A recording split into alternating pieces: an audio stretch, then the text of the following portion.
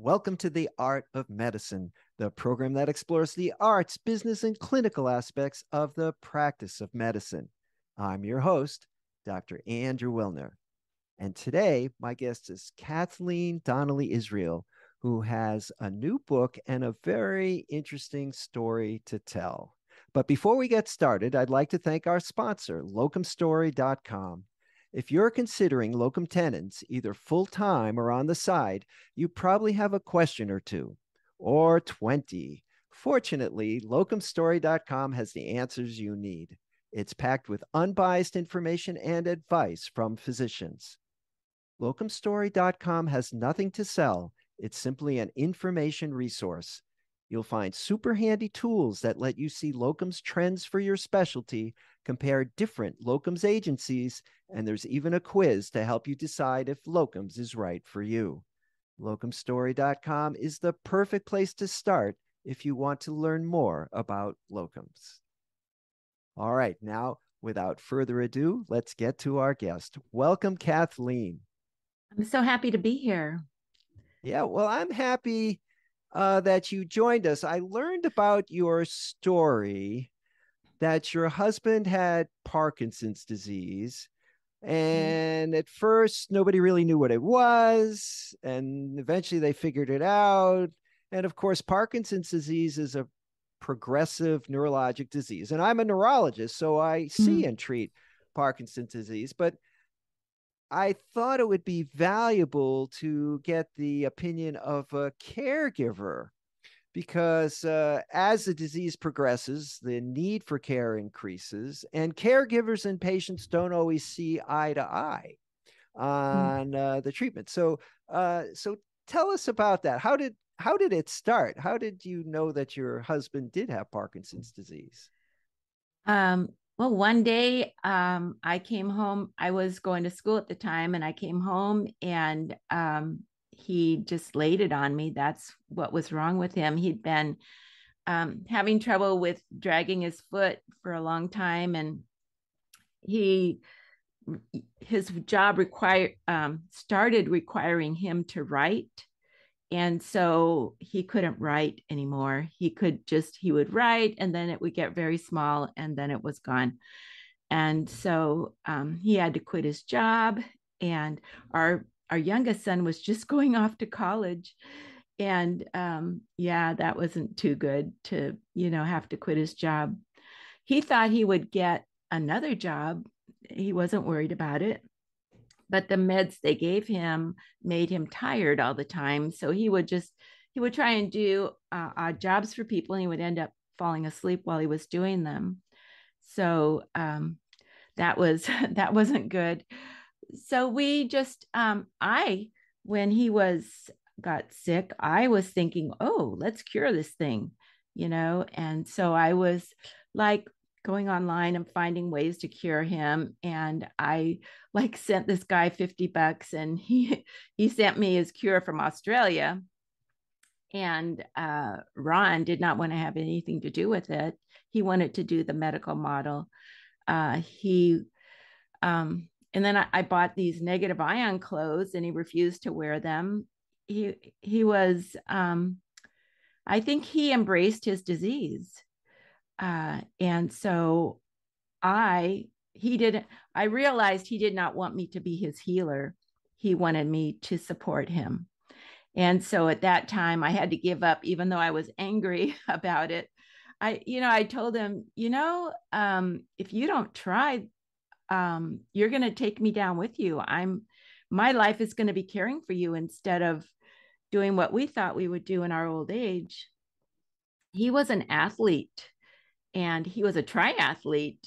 I mean, we ran a marathon together. And although he ran it in 3 hours and I ran it in 5.5 hours.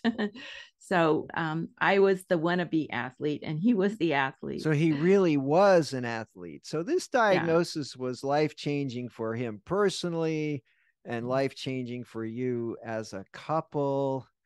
What would you say helped you as a couple kind of couples don't always agree on everything.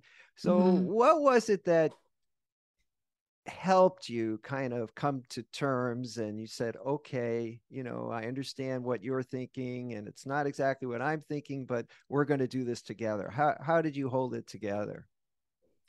Well, I remember when we got married, I was very serious about being married to him.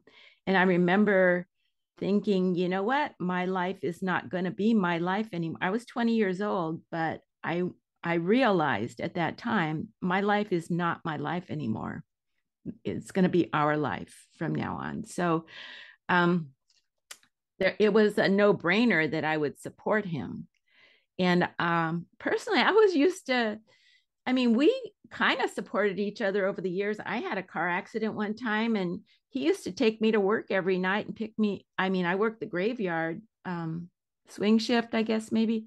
I took the bus to work at 4, and he would pick me up after midnight. So it was like we helped each other in our life. And I just thought, if this was me with Parkinson's disease, he would help me. And so I was kind of familiar with supporting him. So it was a no-brainer. What about the neurologist, right? Did the Yeah. neurologist explain to you that, well, there's no cure, we do have medications that might help the symptoms a little bit, but this is going to get worse? Did the neurologist explain that, and did you believe it? Yeah. Well, you know what? The week after we got the diagnosis, we were at church, and this priest was standing up there giving the sermon, and he was talking very sadly about having visited a man in the final stages of Parkinson's disease. And he said, "You don't want to know about it." And there we were standing there at the beginning, and it was just like, oh man. From that description, I decided that I did not want to join any support groups. I didn't want to know what it was like later. And yeah, the neurologist, I don't think he didn't say, it's not going to get better. I think I knew that. He was like, okay, you need to take these meds. And Ron started taking the meds. That's, and so Ron wasn't so bad for quite a few years, really. But one thing, I am not a medicine taker. And so I was kind of irritated that he was taking the meds. I still wanted him to get cured. And I didn't think that was the way to go. And so he humored me and stopped taking the meds. And I remember him sitting on the couch in the front room, and he could not move. He could not, his body was a stone around him. He didn't get the shakes. His body was just a stone around him. And that made me even more angry because he could actually move before he started taking those meds. And then after he started taking the meds, he couldn't move anymore. Mm-hmm. And I told the doctor that, and he was like, that doesn't happen. And I'm like, well, it certainly did happen. And so, yeah, I was just poo-pooed by my husband, by the doctors, so I was just, okay, well, we're just going to, support Ron. And so after he had been sick, like in 2010, he was in so much pain because he had been taking the meds for so many years. And what it started out with, carbidopa, levodopa, and then they gave him the meds to counteract the side effects of that. And then they gave him the meds to counteract the side effects of that. And, he was taking like 8 pills X amount of times a day. And by the time it was 2000, he started in 2001 on the meds. 2010, he was in so much pain, they diagnosed him with stenosis of the spine. They were going to start giving him gabapentin. And I was just like, no, that enough meds, and, but you could just look at him and see how much he was in pain. He was in pain. An unusual it's unusual in Parkinson's for that to be such a prominent symptom. I'm sure your I don't doctors know. told you that. Yeah. No, well, they just sent us to the person that looks at your back. I don't know what they're called. And they did, x-rays or whatever they did. And they're like, yeah, you got stenosis of the spine. So anyway, before he got a chance to take the gabapentin, this retired doctor, came to our house because Ron was sick. I had started using the negative ion clothing and bedding, and I was using it for myself because he wouldn't use it. And so actually got rid of my arthritis using those things. But anyway, so nice. I had no idea that was going to happen. But okay, so the doctor said, oh, he wanted to see the negative ion clothes. That's why he came to the house. And then when he saw Ron, he said, okay, now I know why I'm here. And so he started talking to me about curing Ron. And I'm just like, you go talk to Ron about that. I'm not going to be presenting this to Ron. And so he did. And Ron was, was like, sure, let's, get rid of this. And so the doctor took him off of all meds. And he, anyway, so took him off his meds. And then the next morning, Ron was in so much pain. He just couldn't handle it. And he's like, I need my meds, And so I called the doctor, and he was walking up my street. He had come to, so every day after that, he came and gave Ron a vitamin B shot, and he had me doing 3 coffee enemas a day and juicing green apples, celery, and carrots. So I was juicing that and feeding it to him. But you know what? After that first day that the doctor came and he gave him the coffee enema, and after that, he never had pain anymore after that first enema. And so he was happy, but he was paralyzed. He could not move. And so, but he didn't care. He was glad to be not in pain. And so there I was, okay, well, let's figure out how to do this with a paralyzed person. Now, you mentioned that you were, at least initially, not interested in any support groups, but as things got worse, how did you handle this personally? Because you were a 24/7 caregiver, sounds like. Right. And, in the beginning, I was pretty gung-ho, just doing what I needed to do. We found some really interesting things to do. He had this death grip with his hands like this. And so I got a little bar, a little wooden bar, and I put it in his hand like this, and I just picked him up, and he was hanging onto that thing, and I could get him to walk to the bathroom doing that. We just thought of stuff. And also I was, well, that was after, he was paralyzed, from not taking the meds. And then I was at a religious goods store, and I saw this holy card about this Solanus Casey. They wanted him to be a saint. The people who liked him wanted him to be a saint, and he just needed a miracle. And I thought, okay, well, let's get a miracle for Solanus Casey, And so I brought that holy card down home, and we started doing a novena about it. And I have to say that I was hoping Ron would get a cure, but the cure was for me. I was no longer angry anymore after doing that.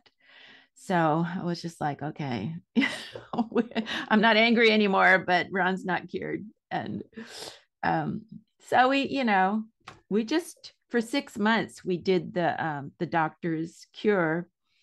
And after 6 months, the doctor said he was going on vacation, and he never came back.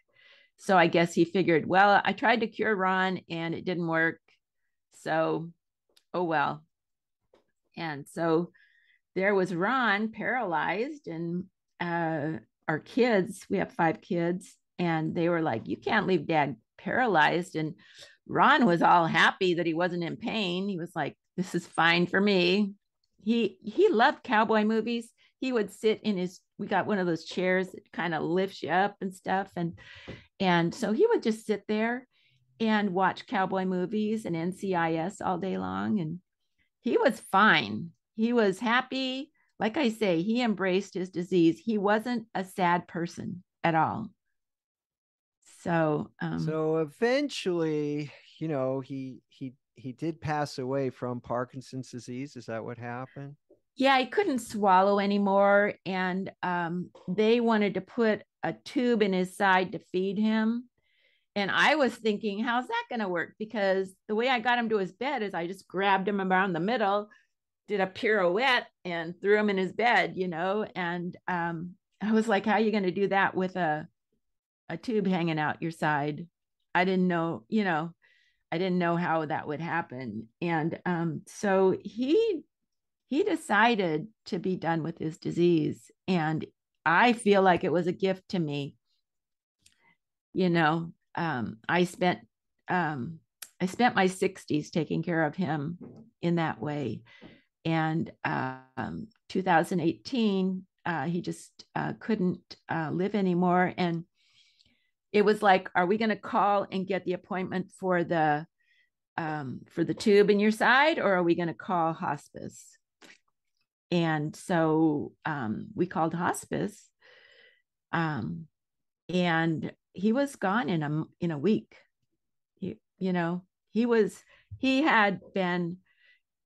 wish you could see a picture of him. He was like death's door.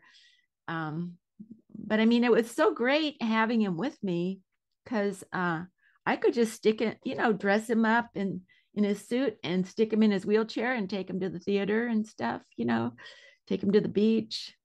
So that must have been quite an adjustment for you, because 99.9% of your energy had been devoted to caring for him.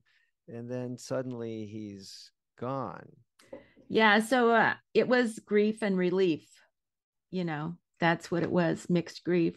That's what they call it, I think, mixed grief. So it was, but after he died, I was just like, okay, so am I gonna wear black? What am I gonna do here? And so I did. I actually wore black for a month. Then after a month, I didn't feel like it anymore. So well, you'd really been grieving for a long time. That's right. Sounds like. I was grieving because I thought we were going to be riding our bicycles across France in our old age, and I had to give that up. And right about 2013, I called my friend Judy and asked her, what year was it that you went on the Camino? Because she shared about going on the Camino on Facebook, and I was watching it. And even though she got blisters and was walking with bloody feet, I recognized she was doing something really special for herself. And I thought, you know what? When Ron's done with this disease, I'm going to walk the Camino. So tell me, what is the Camino?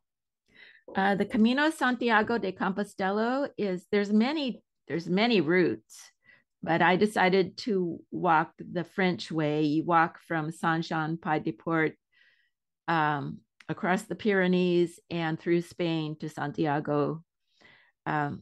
Years ago, the St. James, the Apostle of Jesus, actually went to the Iberian Peninsula and tried to convert people. He wasn't very successful. And he went back to Jerusalem and they martyred him. And then the story goes that the angels brought him back to Santiago, to Spain, and he was buried in Santiago, which was practically nowhere, it's just out in the woods. And I'm sure people brought him back and the angels helped him or something. I don't really know. So how long is this trip that you took? It's 500 miles across northern Spain. Walking. Yeah. I used to walk with my friend like 5 miles 3 days a week. I would walk on San Diego Mission Bay, and I didn't even break a sweat. And I thought, well, I can walk 5 miles before lunch and 5 miles after lunch, and I can do this. So 10 and miles a day, 500 miles. What's that? 50 days. 50 days. Is that about Yeah. right? Is that about right? Yeah, except for actually I walked more than 10 miles a day because after a while I got buff, and I ended up getting to 10 miles before lunch. And so then I would add more miles on to my, walking. Now, somehow this journey, at the end of the journey, there was a book. Yeah. Show me the book. Where did the book come from? Yeah, well, while Ron was ill, I had to be there. And so I spent my evenings online listening to enlightened thought leaders. Um, I had kind of a rough childhood, and so I had a lot of healing to do. And so I just listened to all these healers, and every once in a while I would buy their program and work their program. And then when it got kind of boring, God would send me another teacher and I would do their program. And so after, 8 years of this, I felt like I had developed some philosophies of my own and I wanted to write a book about it. So when I got back from Santiago, I was like, okay, it's time to write the book. And then I was like reluctant to be teachy. And so I remembered that I had told people about all my philosophies on the Camino, just meeting people, and they would tell me their problems. And I'd say, well, I tried this, and um, so I wrote my book about walking the Camino and telling people about um, the my philosophies. And so that's how the book came about. So you shared kind of heard of talk therapy. So this is kind of walk therapy, right? You're walking and Yeah. thinking and sharing. After Ron died, I needed to, I mean, my whole house was half of the house was his stuff, and I had to either get rid of it or not. And it made me sad to get rid of it, but it made me sad to keep it too. So it was really good to get away from there.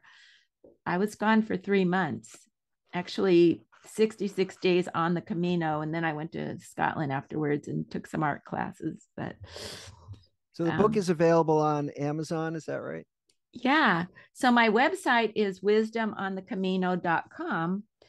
And you can click, buy the book, or you can go to Amazon and just put in wisdom on and I think you write CAM and it comes up with my book, Wisdom on the Camino. But the subtitle is A Spiritual Journey, Sharing Forgiveness and Possibilities to Inspire the Rest of Your Life.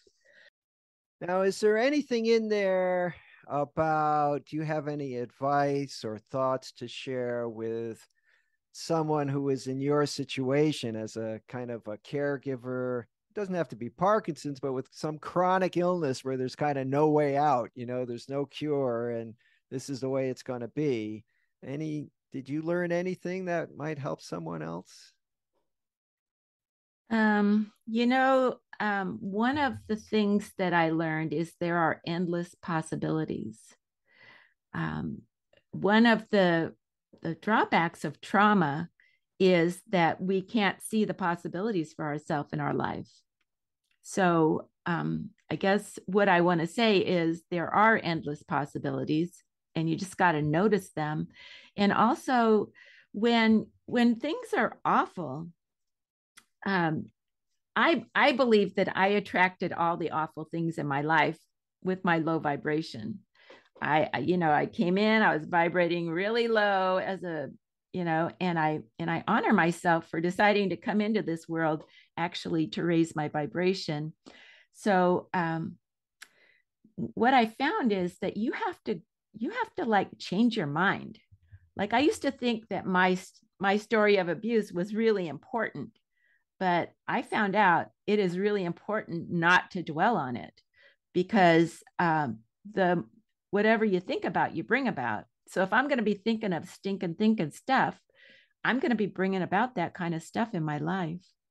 And so now when I'm thinking of, awful stuff, I'm like, let's find a good thought. Let's find a good thought and think it. Was there any way that your relationship, I mean, you ended up spending a lot of time together, right? Yeah. Was there any enhancement to your relationship, or was it just sort of misery every day? It wasn't misery. He was a happy man. I'm just having to say that he was a happy man. He embraced his disease. He, other people will have that, but and he was so amusing. I mean, he couldn't talk either, after, well, he tried to get the deep brain stimulator. The first one worked, but the second one, after the second one, it was a failed one, and he couldn't talk and he couldn't walk, and he could use his hands. So he used to write things on my hand. And every once in a while I would get a text from him, and it would say something like, can we go to the grocery store? I'd just like to look around, and so it just kind of melted my heart when I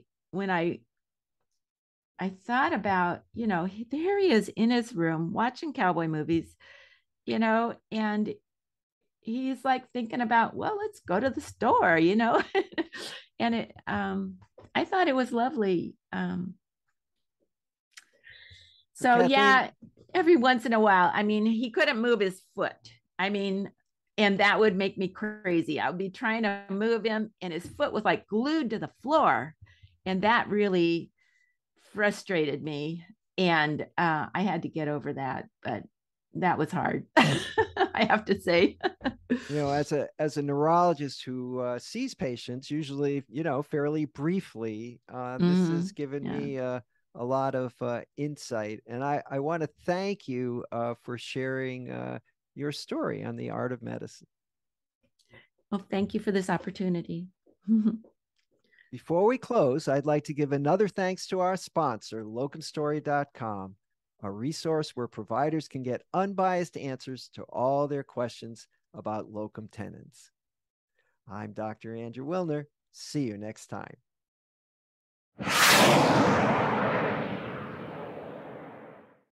This program is hosted, edited, and produced by Andrew Wilner, MD, FACP, FAAN. Guests receive no financial compensation for their appearance on the art of medicine.